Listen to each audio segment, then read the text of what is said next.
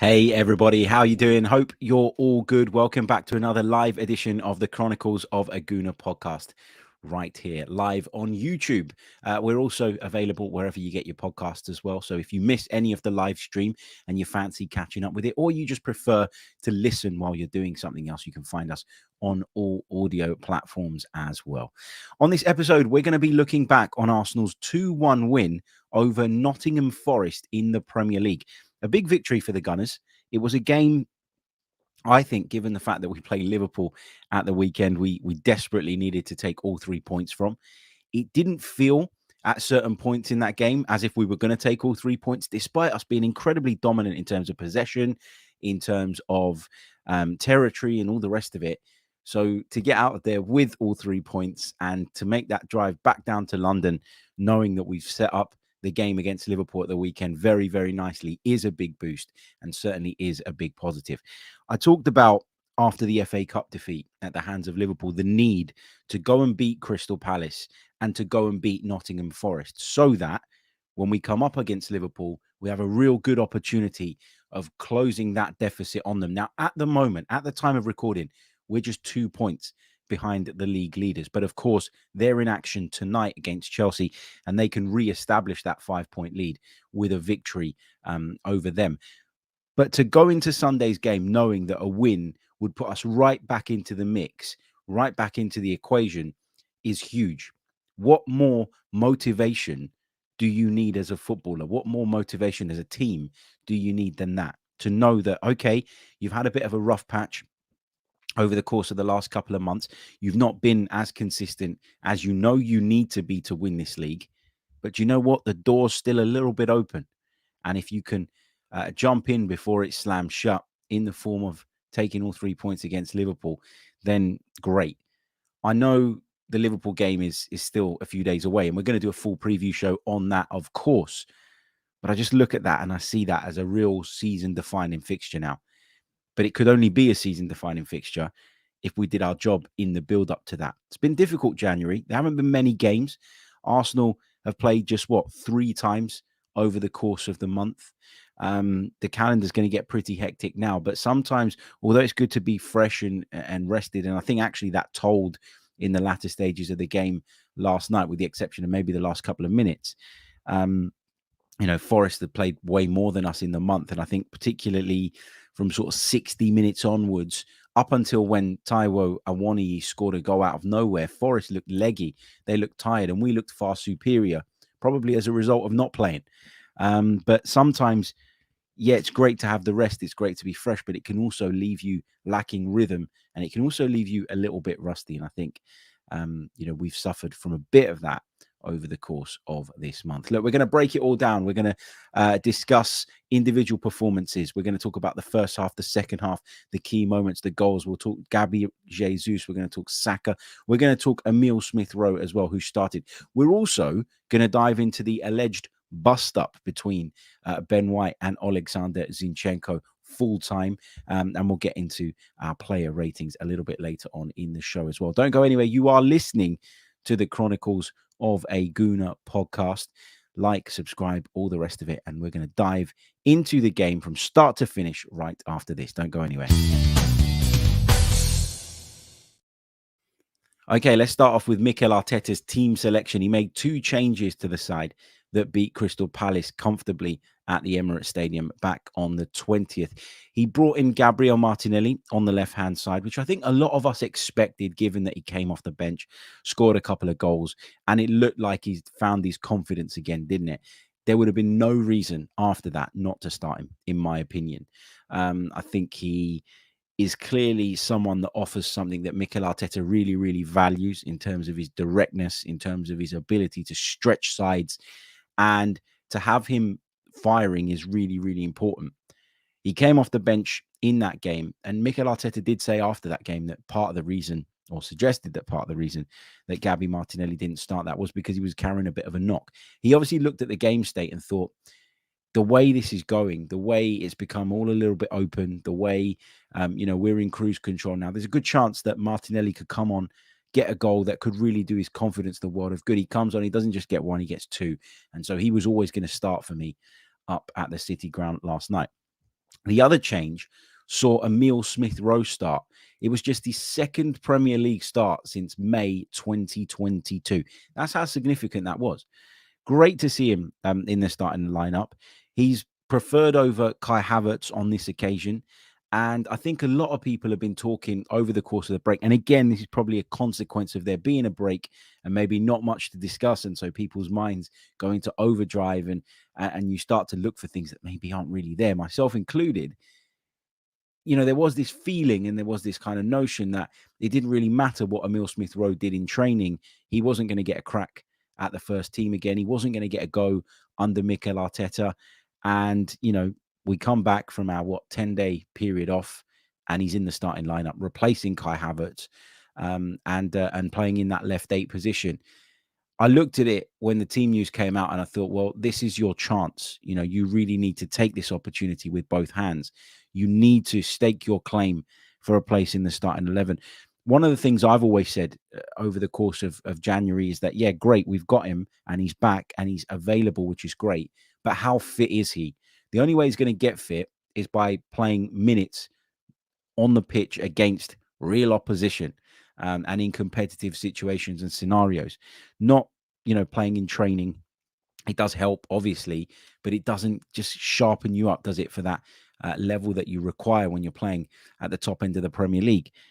He's got, 20-odd minutes, 25 minutes, I think, against Crystal Palace, which was longer than we'd seen him get before in recent times.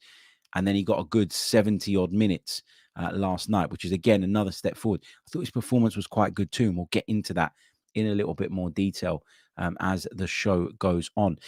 Both Declan Rice and Gabriel started the game. I did tweet during the day that I wouldn't be surprised if both of them started. Mikel Arteta's done this before, right? He's gone into game situations and said, yeah, we've got a doubt here, we've got a doubt there. This player hasn't been available in training fully. They've participated in some, but not all of the sessions, and et cetera, et cetera. You always knew that Declan Rice and Gabriel had a really, really good chance of starting the game, and both of them did in the end. The first half kicked off, and I have to say, I don't know if you've been to the City ground before. The atmosphere before kickoff, I thought was tremendous. I thought it was really, really good. I thought the noise that they were making inside the ground was brilliant. It's superb. It's one of the historic English football grounds because of the history that Nottingham Forest as a football club have. They're always well supported. I think there was about 29,000 inside the ground last night. I just thought, when we got there and they started singing before the kickoff, I thought to myself, you know what, we're in for a rough ride tonight. And credit to Arsenal, because the way they came out in the first half, it was as if to say, we're not intimidated, we're not afraid, we're not scared, we're not going to fall in the trap of allowing the atmosphere to kind of get on top of us. We're going to go there, we're going to play our own game, we're going to be dominant, and we're going to impose ourselves on you. And as a result, the atmosphere is going to flatten. It's going to flatline. And it did. It did. It really, really did. There were a few moments in the first half where Nottingham Forest threatened to break away and the crowd got up on their feet. There was a long-range effort, I remember, from Danilo that was always rising, to be fair, over the top of David Raya's crossbar. But generally speaking, the atmosphere died because of how much of the ball Arsenal had. It was very sort of Pep Guardiola-esque last night, wasn't it? 81% of the possession in that first period when I checked it. So you could look at that and you could say that was great. I thought that Bukayo Saka had the beating of Harry Toffolo, the Nottingham Forest left back, from the very off. I thought Emile Smith Rowe was kind of ghosting into some really interesting positions. I thought that Jesus was busy up front. I thought that Odegaard was getting into those half spaces quite well. I thought at times we tried to overplay it in the first half. We tried to be overly intricate in certain situations. The performance was good up until that final decision-making process. Do I shoot? Do I look for the pass? It just got to that point and we just kept hitting a brick wall over and over again. Although I looked at it and I thought, we're so in control, I'm not concerned. And I do think that over time we are going to find that breakthrough here. So there's nothing to be massively alarmed about at the break. When I thought about it, I was kind of sitting there and I was going, well, yeah, we've had all of the ball. We've had some attempts at goal. We've done this, we've done that really well. But has Matt Turner had to make any one singular save of note in this first period? And the answer was no. And that was kind of my frustration at the break. I thought the overall performance was really, really good. And I thought the overall display in terms of limiting Nottingham Forest to just being a counter-attacking side, which we're really well equipped to deal with nowadays as well, particularly when it was Chris Wood up front. You looked at it and it was, right, let's try and get it up early to Chris Wood and get people up in support of him. Chris Wood, strong, powerful, physical player in a really good run of form at this moment in time. But Saliba and Gabriel could just eat him up. And as a result, Nottingham Forest had no outlet in that first half. And they found it really, really difficult to make things happen. The second half begun, and Nuno Espirito Santo obviously realised that and recognised that at the break, because he brought Taiwo Awoniyi, who's been out for a while, off the bench, despite having had, I think, 2 training sessions in the lead up to this game. He brought him on at half time because he felt clearly that his Nottingham Forest side were being pinned back, were under a lot of pressure, were not able really to lay a glove on Arsenal themselves, and that they needed someone a little bit more physical and a little bit stronger, to go that bit more direct and be able to kind of give them a bit of respite and allow them to get up the pitch when necessary. And I got the impression about 10, 15 minutes into the second half that, I don't want to go as far as saying Forest's legs had gone, but you could start to see bigger spaces appearing in between the lines. In the first half, they did a really good job of, having that compact back four and then using both Danilo and Mangala as a kind of protective screen. The two of them did a really, really good job. And the gaps between those guys and the back line were really, really small in that first half. It's why maybe we had to try and be really intricate at times. And maybe, at times when we got in and around the box, our players were instantly crowded out. Once the second half began and 10, 15 minutes had elapsed, I think you could see that those gaps were getting bigger and bigger. Odegaard was all of a sudden receiving the ball and able to take 2-3 touches. The same for Emile Smith Rowe. He was able to take the ball, turn and carry it towards the Nottingham Forest penalty area. So things just started to open up a little bit for us. And eventually, through a bit of brilliance from Gabriel Jesus, and to be fair, you got to give him his flowers as well. Some quick thinking from Zinchenko, Arsenal were able to break the deadlock. It's a quick throw in into Jesus, into the box. Angle is completely against him. Clearly is well aware of the fact that being the centre forward himself and being in that position, there is unlikely to be anyone attacking the 6-yard box area. So I think he goes into street footballer mode, Gabriel Jesus there. He gets his head down, he carries the ball, he gets closer and closer to the goal. He's well aware that there's nobody inside of him, nobody in a position that's noteworthy anyway. And what does he do? He looks up, he spots Matt Turner coming out, and he puts it through his legs and squeezes it in. Sometimes in a game like that, when you are facing a low block, when you are struggling to break an opposition down, when they are sitting on the edge of their penalty area, not allowing you much space in behind, and the only way you can kind of get in behind is to go around from a wide area, you need that bit of individual brilliance. And you need also the confidence and the audacity to try something like that. And Jesus, for all the talk about him not being a killer in front of goal and, not being as deadly as some of the other top strikers in the Premier League, which I agree with, generally speaking, you can't deny that the guy's clearly full of confidence and has so much belief in his own ability, because to even take that on, it would have been easy for him to kind of check back onto his right foot and go, oh, look, there's no one there, and then have to pull it back to the edge of the box. But if that had happened, if that was the case, no Arsenal fan would have gone, oh my God, Gabby, what are you doing? But he wasn't going to have that anymore. He wasn't going to hide. He wasn't going to check back inside onto the right foot. He was going to make the difference. He was convinced that he was going to make the difference. And when you listen to Mikel Arteta speak after the game, he talked about the fight that Jesus seemed to have to be fit for this game. He had some fluid on the knee. And I remember tweeting before the game when he was warming up that his knee was quite heavily strapped. And, that didn't look like a good sign. Obviously, he fought tooth and nail to make sure he was available for this one. And on the day, he was the difference maker. As I say, the audacity to try and squeeze it in from there, to have the quality to execute it, and then obviously to make a big impact in the build up to the second goal as well, is exactly what we need Gabriel Jesus to be doing on a regular basis, being the difference. Last season, he did it a lot. He wasn't always the one putting the ball in the back of the net as he did last night, but he was very often a difference maker in terms of creating things, in terms of dribbling, committing players, creating spaces. He's a big, big player for us, and we need him at his best. And Mikel Arteta alluded to that yesterday. And that goal was so enjoyable to watch. And when it comes out of nowhere, it kind of feels even better, doesn't it? It wasn't like he was through on goal, had loads and loads of time, had time to set his body shape up. You could see where he was going to put it. He literally gets in behind, gets as far as just before the byline, and slots it underneath the onrushing Matt Turner, I beg your pardon, to find at the back of the net. I don't know why I called him Matt Taylor. Who's Matt Taylor? That must be in my mind somewhere. Big hello to everybody who is watching us at the moment. Remember, if you haven't done so already, please leave a like on the video. Subscribe to the channel if you're brand new as well. It really, really does help. Let me say a few hellos before we move on to the second goal and the rest of all the things on my list to discuss. Big hello to Owen, to Junior. We've got Junior Gunner. We've got Jimmy, Amira, Afsar is with us. Matt is with us. He says, always feels horrible to support Chelsea, but got to be done tonight. Yeah, I mean, it has to be done tonight, doesn't it? It's not supporting, it's willing them on. That's how I like to put it.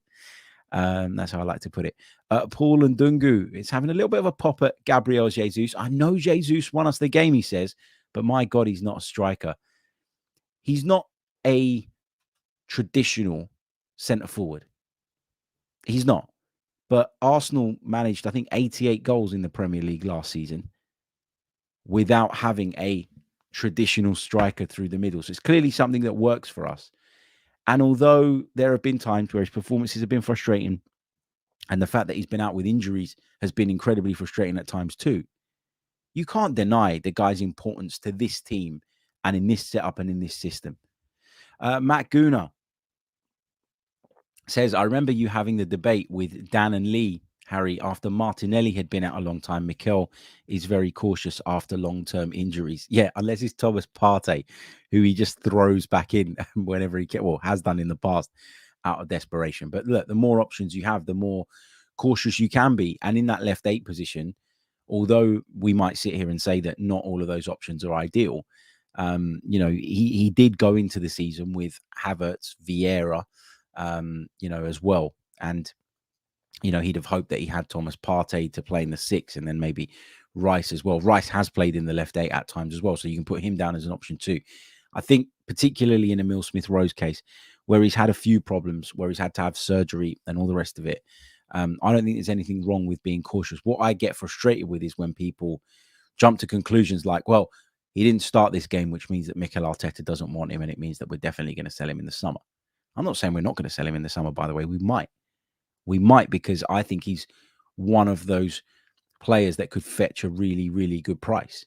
And at some point, as I've always maintained on this podcast, there will be a point where we have to think about the other side of the coin, which is bringing money in. We've been outlaying it for a long time. We're going to have to bring some in at some point as well. We'll come on to Emile Smith Rowe in a minute because I know there are some comments about him in the chat. We'll get into those in a bit. Big shout out to the Gooner Talk. Go over and give Tom a subscribe if you haven't done so already. Great channel. Brilliant content every single day, 8 a.m. 8 a.m., man. I still can't get my head around how Tom manages to pull that off. I tell you what, after driving back from the City ground last night, I was in no state to do a podcast at 8 a.m. I got up this morning at 6 because I was doing a little bit on TalkSport breakfast. And then I went straight back to bed, slept for an hour, got up again, and then went and took my boy to school. And when I came home, I still felt terrible. Maybe I'm getting too old for this. And I was like, no, you know what? I need to lay down for a little bit longer before I start my day. I'd rather work later, but have that bit of rest in the morning because, my God, I needed it after that. Also, I know this is nothing to do with Arsenal, nothing to do with football. If you are, well, it is kind of to do with football. If you are one of those that does the away trips, the midweek ones especially, and you're driving back late at night, my biggest advice to you is make sure that you're rested, make sure that you stop, make sure that you have a break. I didn't stop last night because Nottingham to London isn't that far, a couple of hours. There was a bit of traffic on the M1, which extended my journey time by probably about 15 or 20 minutes. But there was a car in front of me as I was driving back. As I got to the junction from the M1 where you join the M25, where the guy had clearly dozed off, like not completely dozed off, but he'd clearly had a bit of a lapse in terms of his concentration on the road because he drifted from one lane to another. I saw it unfold in front of me, and there was a lorry coming up alongside him in the other lane. And fortunately, the lorry driver kind of spotted this coming, hit his beep really loud, and obviously that jolted the guy into action, and he kind of swerved back into his lane. And it just kind of reminded me who, myself felt a little bit, tired at times, kept opening the window and all the rest of it. Don't want the car too hot because that makes me sleepy as well, all the rest of it. But it's just a reminder that if you are driving back from games at that time, man, like it don't matter what time you get home, you're better off getting home safe. So take that break. He obviously needed it. And thankfully, nothing bad happened in the end, but it could have done. Okay, so at this point, Arsenal, we'll go back into the game timeline. Arsenal were leading the game by 1-0. And I have to say, I felt really, really comfortable at 1-0. I know it was only 1-0, but I felt really comfortable because I felt that we'd limited Nottingham Forest to basically nothing. But there is always that thing in the back of your mind. You think about our title challenge last season and kind of how it unraveled. It was because we threw away leads. I do feel like Arsenal have greater control now than they did then, generally speaking, as a team.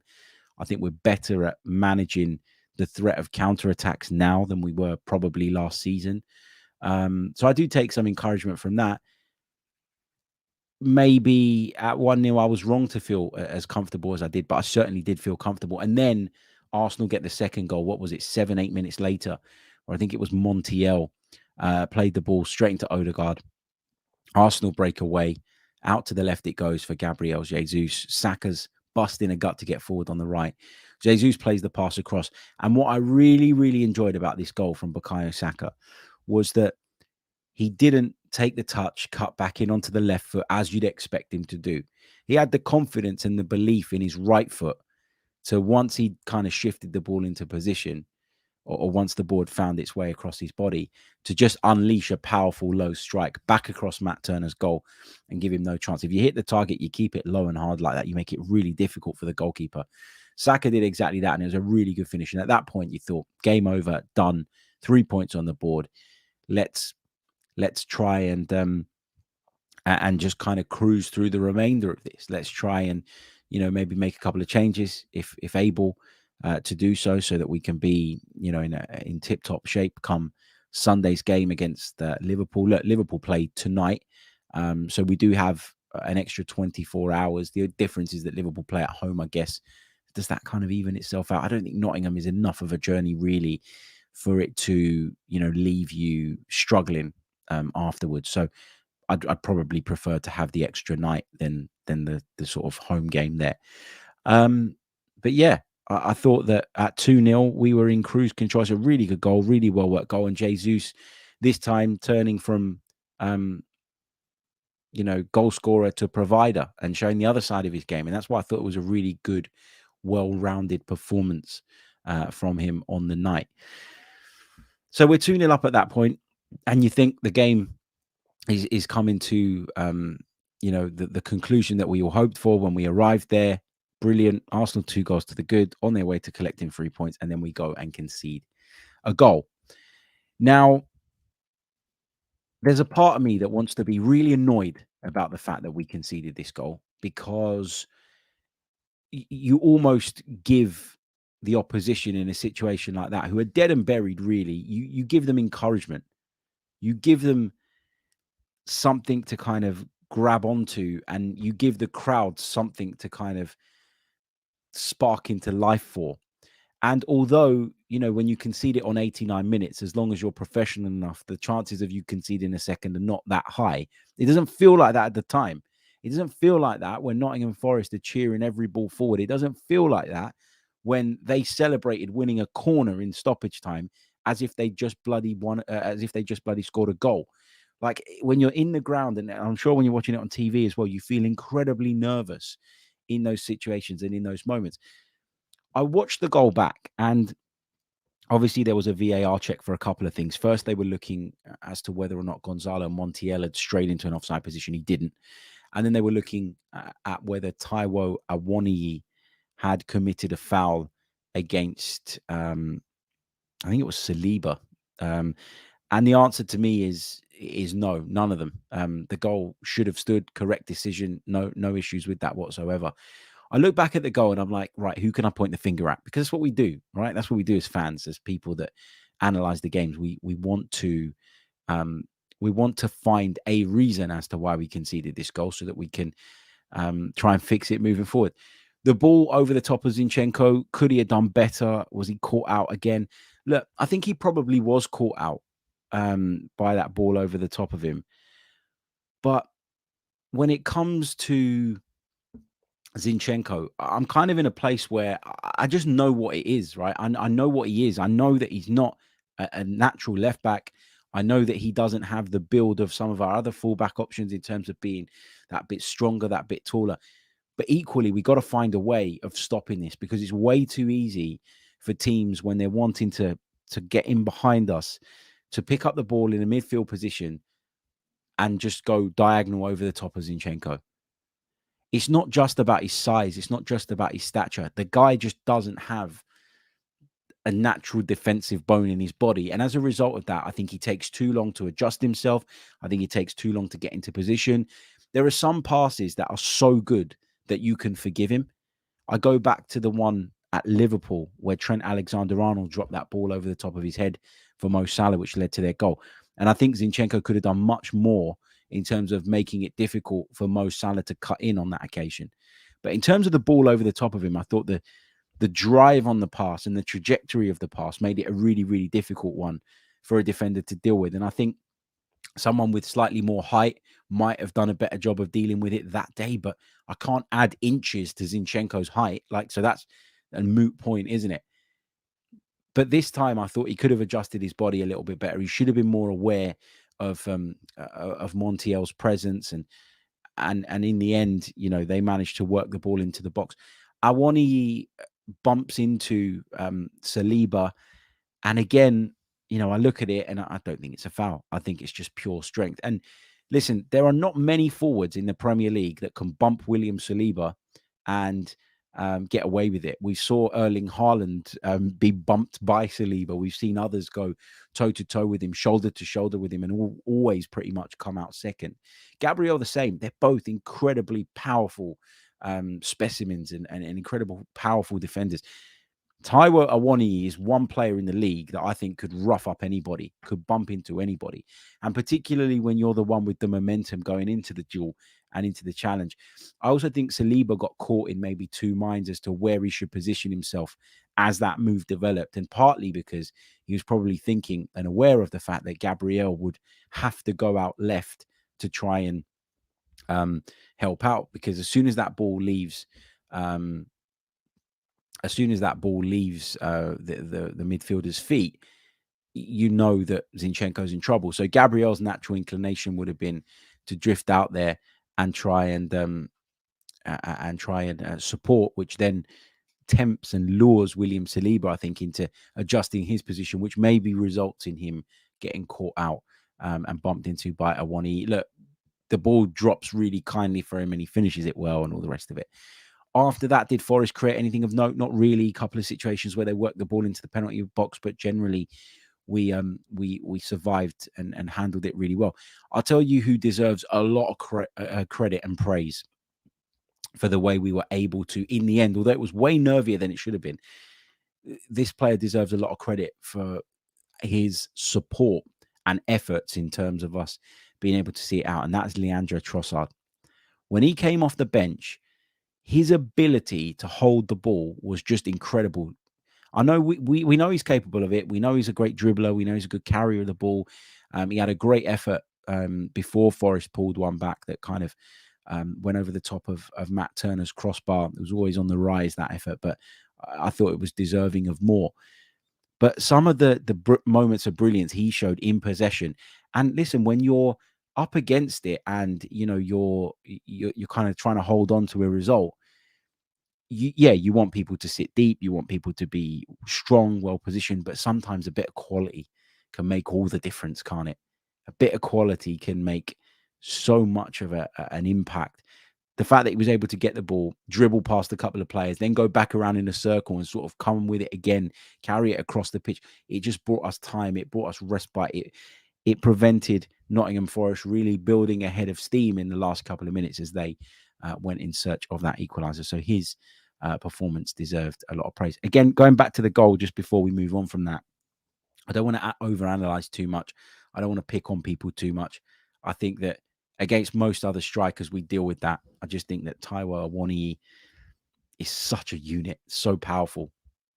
And that's why he's a handful for anybody that he comes up against. And I think to kind of sit and be super critical of our defenders in this situation and in this scenario is probably going a little bit too deep, in my opinion, based on what actually happened.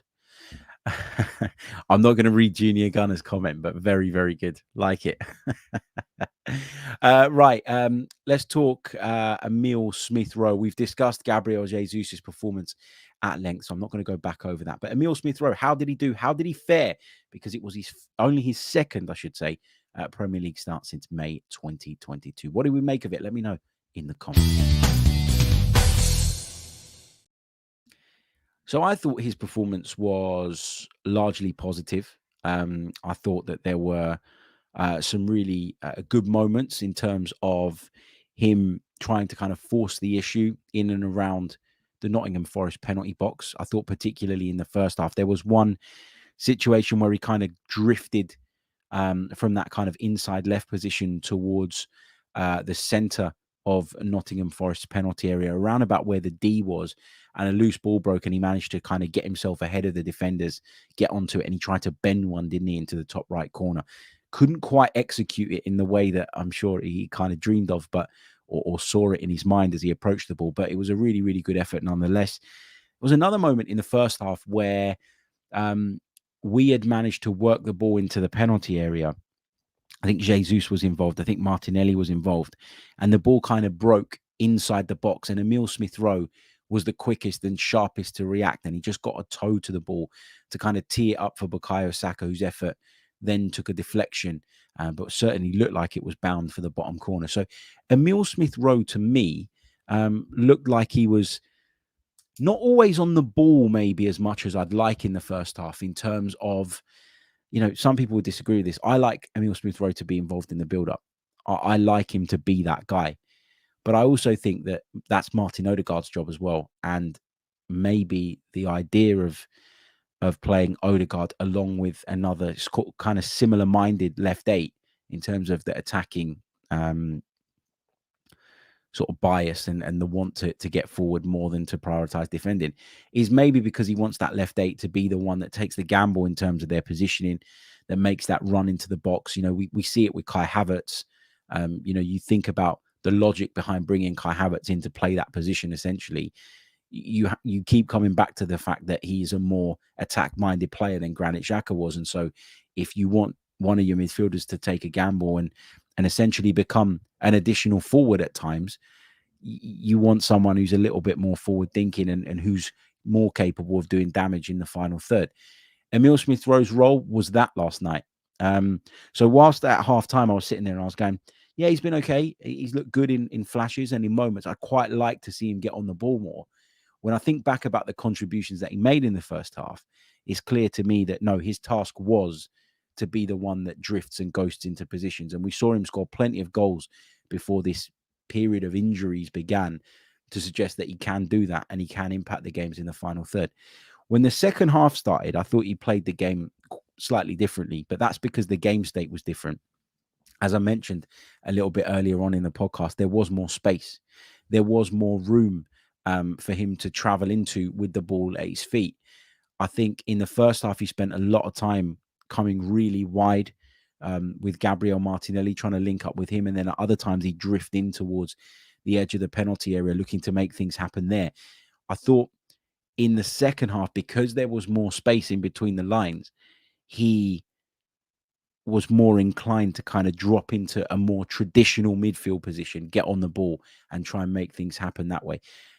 I think when he plays, those little intricate exchanges with people, that's when Emile Smith Rowe's at his best. I think we've seen over the years that when he gets the ball inside the box, he can be used to devastating effect. We've all seen that before. So I think Emile Smith Rowe does have a future in that role, in that position. I do think that. I think he's equally as effective. In fact, you know what? I say he's more effective than Kai Havertz in that role. When you're looking at the attacking side only, I think Kai Havertz plays it differently. Obviously, they're two different players.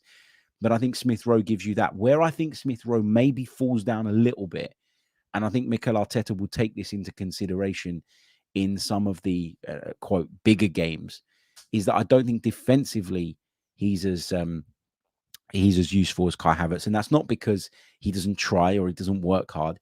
It's because of a couple of reasons. First of all, I don't think he's anywhere near his peak fitness level, which impacts your ability to get back and support and then get back into the forward positions that you need to be in. And to constantly do that is quite demanding and quite difficult. But also his physical stature isn't the same as Kai Havertz is. He isn't going to support you in defending set pieces. He isn't going to be able to make that run and get up alongside Gabriel Jesus when we go that little bit more direct and be the one that wins the knockdown. It's not Emile Smith Rowe's game. And again, can't add inches to Zinchenko, as we mentioned earlier. And I'm talking about height inches, nothing else, to be clear. And you can't do that with Emile Smith Rowe either. So, yeah, I think there are some things that make him really kind of well equipped to play that role. I think there are other things where maybe he falls down a little bit, but it's horses for courses, right? To have those different options for different games, I think is massive. I talked about him not being at his premium fitness level. How can he be? He's played so little football over such a long period of time that he's always going to be a bit rusty. And, towards the end of his display yesterday, I thought he just faded a little bit, but not through any fault of his own, just because, as I say, he didn't have more than 60 odd minutes in the tank, really. And we got to about 70, I think, when we took him off. So look, there's lots more to come from Emile Smith Rowe. The performance was good. There were lots of encouraging signs. I wouldn't go as far as saying it was outstanding. I've seen some people say that it was brilliant and it was wonderful. He's a beautiful footballer to watch. He's so elegant in the way he carries the ball. Very easy on the eye in terms of the style of the player. It's all great to see. I think the most significant thing to take away from yesterday's game when it comes to Emile Smith Rowe is not what he did in the game in terms of, direct impact and, contributing to the victory in terms of, those means, i.e. scoring a goal, creating an assist, all the rest of it. I think it's the fact that Mikel Arteta had the trust in him, despite Kai Havertz being available. He's been a favourite of Arteta's really this season. I know he's left him out the side a few times, but he's been a regular selection. For Mikel Arteta to look at Emile Smith Rowe and think, yep, you've been working really, really hard in training. You're getting there. You're getting closer to the level that we want you to be in terms of your fitness. Ability, there's no question about. But I'm at the point now where I'll trust you again after, everything you've been through. I think that's the big point here. I think that's the key takeaway from last night when it comes to Emile Smith Rowe. It's not that he was amazing, because he wasn't amazing. He was good. It was a solid performance from Emile Smith Rowe. And I thought, as I said, he ran out of gas towards the end, which is understandable. It's not criticism of him. But I think the big takeaway is that it's clear that Mikel Arteta does trust him, that he does have a place in this group, that he does have a future at Arsenal Football Club, should he want it. So for me, that's what I'm kind of looking at and taking away and banking as my top line when it comes to Emile Smith Rowe at Nottingham Forest last night. Let me know what you think in the comments. Let's see what you guys are saying. Jay says Smith Rowe is at his best when he plays those 1-2s, but whoever plays left 8 does nothing because Odegaard hogs the ball 24/7. It's not as simple as saying Odegaard hogs the ball. What it is that Odegaard and Saka are two of our really important players, and we funnel and channel a lot of our play down that side as a result and as a consequence. And so naturally, whoever plays at left 8 probably is less involved. But that's why I talk about the importance of that player being someone who can spot an opportunity in terms of being able to take a gamble and drifting into a position from which they might end up getting a goal scoring opportunity or something like that. That's the thinking behind playing a more attack-minded left 8 than we had last season. That's the idea and the theory behind it. Whether that works or not, I think we're going to judge come the end of the season. But yeah, the left 8, I think, has a responsibility to ghost into areas, but that doesn't always mean you're going to get the ball and you're going to be the one that is constantly in possession. So that's something that we have to manage as fans as well, I think, when we're judging and assessing these players. Kevin the Gooner, joining us via X, says he just needs more game time. Things will click with the other lads the more he plays. Yeah, relationships are a big deal as well. You know, you play with people regularly, you understand their habits, you understand their movement, and things start to become second nature. He hasn't played much with Gabriel Jesus. He hasn't played that much with Gabriel Martinelli, really, when you think about it, because when Emile Smith Rowe was at his best for Arsenal prior to the injury problems beginning, he was the one playing on the left-hand side. He hasn't played that much with Martin Odegaard as part of the same midfield. So he's going to have to learn and understand those guys' habits. He hasn't played much with Zinchenko coming into midfield and invading territory, essentially, and then come to grips with and come to terms with what that means for him and what areas he should be drifting into and moving into in order to open the space for Zinchenko, who likes to do that. And obviously that's a part of our system. So relationships here are massive. They really, really are. What else have we got? Off topic, but no, we'll come back to that in a minute. Jay Sayers says it just makes the Havertz transfer an even bigger mistake, given I beg your pardon, Emile Smith Rowe is just as good, even though he's played 5 games in 2 years. Again, like, why do we always have to go down this route? Like, why do we always have to go down the whole Kai Havertz is a waste of money route? Like, Emile Smith Rowe is a great player. It's great to have him in the squad. It's great to have him back. And over the course of the season, we're going to need moments from both of them if we're going to achieve what we're hoping to between now and the end of the campaign. I'm going to take another really short pause. Then we're going to touch on that bust up after the full-time whistle between Zinchenko and Ben White.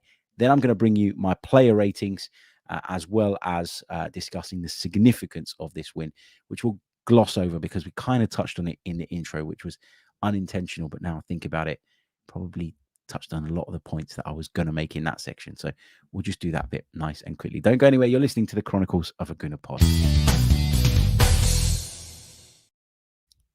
Welcome back along to the show. Okay, let's do the post-match bust-up, if you want to call it that. It seemed that Zinchenko and Ben White had exchanged some strong words at the full-time whistle, which led in quite a heated altercation. And I don't know exactly what it was about, but I can only assume that it was to do with Arsenal's conceding of the goal and then the subsequent pressure that maybe they felt they were under as a result of that. Was there a feeling from one or the other that maybe we'd kind of taken our foot off the gas, that we were being a bit silly, a bit lax, a little bit complacent? I certainly think that if one of them had a case around that, it would have been Ben White making the case to Zinchenko rather than the other way around. Look, I don't have a problem with this. I don't have an issue with players challenging one another. And I think Mikel Arteta did a really good job of kind of, painting it in a positive light and in a positive picture after the game. I think that players need to challenge each other. Players need to push each other. Players need to make sure that the standards are always maintained, regardless of how easy it may feel in any game at any given point. The taking your foot off the gas thing in the Premier League, it can't happen because we've all seen it time and time and again come back to bite people on the backside. You can't allow the standards to drop. You need to see it out right until the very end because, yeah, okay, I didn't feel like at 2-1 Nottingham Forest created much, but they only needed one situation, one more mistake. The margins were very, very fine in the end for Arsenal, and they didn't need to be. And clearly, it looks like Ben White felt that we were in that situation because there was a bit of a taking a foot off the gas and maybe a lapse in concentration from Alexander Zinchenko. Mikel Arteta had to get involved in this. He had to essentially pull Zinchenko to one side as Ben White headed off in the other direction. And I don't know what he said to him, but it felt along the lines of not here sort of thing. And Arteta, as I say, in the media afterwards, painted it as a positive thing. Challenging is great. Challenging is fine. It's a healthy thing. As long as there's a respect for one another, that it doesn't become something more, and it doesn't become something that you hold grudges about and impact the team spirit going forward. I think people need to challenge each other. People need to do their bit as leaders in the dressing room to make sure that the standards are upheld at all times. In an ideal world, I'd prefer not to see that on the pitch. In an ideal world, I'd prefer that to happen once the players have gone down the tunnel and once they're out of the public view, because it's not necessarily about what it does now. It's about the stories and the narratives that it could create further down the line. Arsenal go and lose a couple of games. Zinchenko makes a mistake. Ben White makes a mistake. All of a sudden, it's because the two fullbacks are at loggerheads, etc., etc. That might not even be the case, but it's too easy a story to give some of these rags the excuse to write. So I would prefer that you don't see it on the pitch. I would prefer that this gets dealt with and that the confrontation happens in the dressing room. But I understand that football is an emotional game, and sometimes your emotions can get the better of you. And in the heat of the moment, it's not always easy to hold back. I don't think it's damaging in any way. I'm not concerned about it. I'm not worried, given what we know about the spirit of this group and the characters of the two players involved. I'm not worried that this becomes a thing. There's a tiny part of me that enjoyed seeing it, that loved to see it, because it's a bit of steel, bit of needle. And I think you need to be on the edge of, aggression in order to perform at your absolute maximum. But yeah, as I say, I prefer that it happens behind closed doors if possible. But obviously, yesterday it wasn't. What else have we got in the chat? There's lots of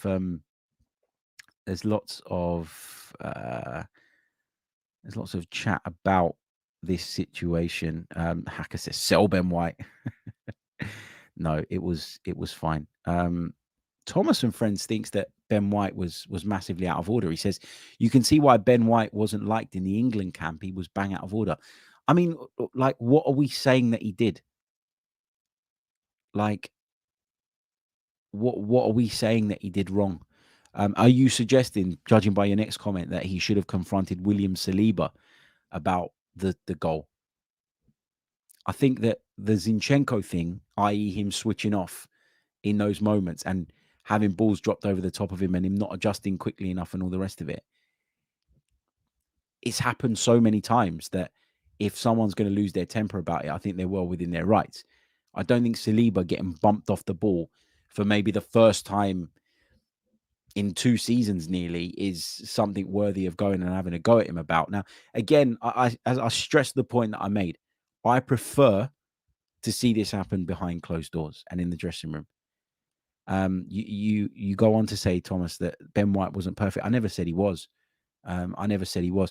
The other thing that Kevin the Gooner points out is that Zinchenko played the guy on side. So not only does he not deal with the ball over the top, he doesn't have the awareness of what the rest of his backline are doing to step up at the right time and make sure that the guy gets caught offside as well. So, I think it's one of those things that will do us good in terms of just making sure that the standards don't drop.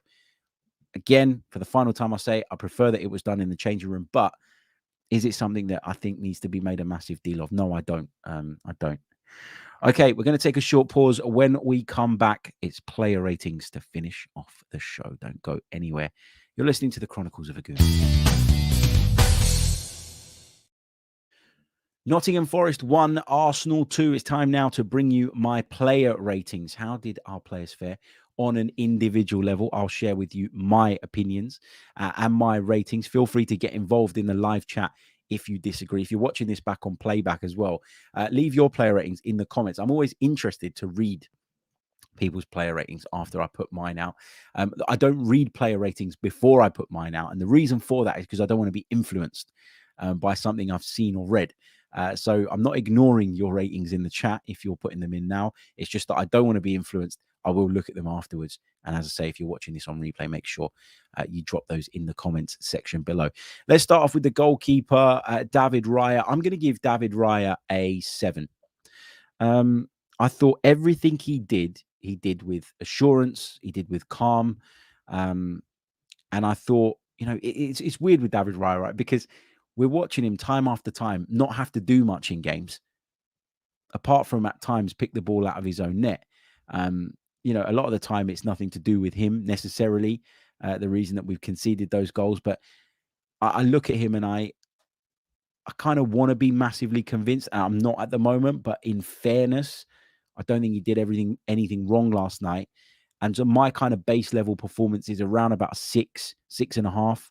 But I thought Raya was worthy of a 7 yesterday because he came out and punched a couple of crosses quite well. I thought he dealt with the ball at his feet quite well yesterday. 7 out of 10 for David Raya for me based on yesterday's performance. Moving into the defense, I'm going to give Ben White a 7 as well. I thought he was solid for the most part. I thought he supported Bukayo Saka really, really well yesterday in terms of making the overlapping runs when he needed to, also stepping into those more inside positions to give Saka the space to isolate Toffolo, which he done really, really well at certain points in the game. Ben White's presence there meant that it was harder for Forest to double up because they had to be mindful and wary of him coming forward. And that just afforded, to me, Bukayo Saka a little bit more space than we normally see him get at the moment. Moving on to William Saliba, I'm going to give him a 7 as well. I know that people are holding him accountable for the Forest goal. I think it's really harsh to do that. And I think outside of that, he looked pretty assured, pretty comfortable, pretty strong, both against Chris Wood and Taiwo Awoniyi, with the exception of that one instance. So I'm going to give William Saliba a 7. Gabriel, I'm going to give him a 7.5. I think Gabriel is so good. He's fantastic. He really, really is. And I feel like he gets a rough ride because people are so in awe of William Saliba that they almost forget how good Gabriel is and how much of a positive impact he's having.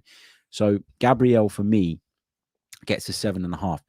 Zinchenko, I'm going to give him a 6.5 because I thought outside of that one moment, he defended quite well, but also, we needed him in order to try and breach the Nottingham Forest defense. I wouldn't say that it was him who made the difference yesterday necessarily. In other games he has. I don't think that was the case yesterday, but I don't think his performance overall was really bad. I wasn't sitting there all night worrying about him at left back. There was one instance where he got sort of caught out a little bit. 6.5 for Zinchenko for me.